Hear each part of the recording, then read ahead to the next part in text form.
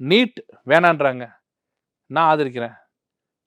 அது இல்லை, நீட் வேணான்றாரு, இவர் வேணான்றாரு, நானும் வேணாம். மும்மொழி கொள்கை வேணான்றாங்க, வேணான்றாங்க, வேணாம். ஹிந்தி வேணாங்கிறாங்க, வேணாங்கிற, நானும் வேணாம். என்ன மாறி நிற்கிறார் விஜய்?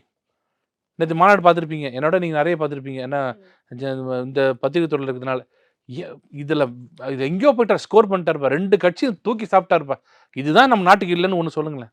டக்குன்னு சொல்லணும், யோசிக்கக்கூடாது. 2 பேரும் வேணான்றாரு, அவ்வளவுதான். இது வந்து அப்பா எனக்கு நீ வேணாம்ப்பா, அம்மா நீ வேணாம்ப்பா அப்படின்றது என்ன கதையாது? சொல்லணும் இல்லை, நீ வேணாம், இது வேணாம். ஹிந்தி வேணும், படிக்கிறவங்களுக்கு வேணும்.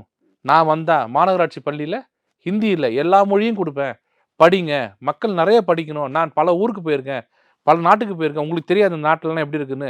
இன்னைக்கு இந்தியா உலக நாடுகள் வரிசையில் இந்தியா எங்கே இருக்குது? எங்கே போய் நான் இந்தியன்னு சொன்னால் மோடி அப்படின்னு சொல்கிறாங்க, உண்மையிலே வரவேற்கிறேன். ஆனால் மோடி அவர்களே, நீங்கள் இந்த செய்யறது தப்பு. பாயிண்ட் அவுட் பண்ணி சொல்லல, தான் என்ன பண்ண போறேங்கறதையும் சொல்லல. அவருக்கு அரசியல் தெளிவுன்றது என்னன்னா, நான் மன்மோகன் சிங்கையும் பார்த்துருக்கிறேன், இதையும் பார்த்துருக்கிறேன். இவரோட ஆட்சி பொற்கால ஆட்சின்றாங்க, நான் ஓரளவுக்கு ஒத்துக்கிறேன். வெளிநாட்டு உறவு நல்லா இருக்கு, சிந்தூர் ஆப்ரேஷன் நல்லா இருக்கு, இது வரைக்கும் ஒரு ஆண் மகன் அடிச்சது இல்லை. ஆனால் இன்னொரு பெரிய வரலாற்று பிழை, இலங்கை தமிழர் 600-700 பேர்கிட்ட கொண்டுட்டீங்களே, பார்த்துக்குங்க. நீங்கள் எங்களுக்காக ஒன்றே ஒன்று பண்ணுங்க, போய் எப்படியாவது சாக்லேட் பிடிங்கிட்டு வந்துருங்கன்னாரு பார்த்தீங்களா? யாருக்கும் தெரியாமல் பின்பக்கமாக போயிட்டு பிடிங்கிட்டு வந்து ஒரு மெச்சூர்டு பாலிட்டிஷியன் பேசுவாராங்க. அதை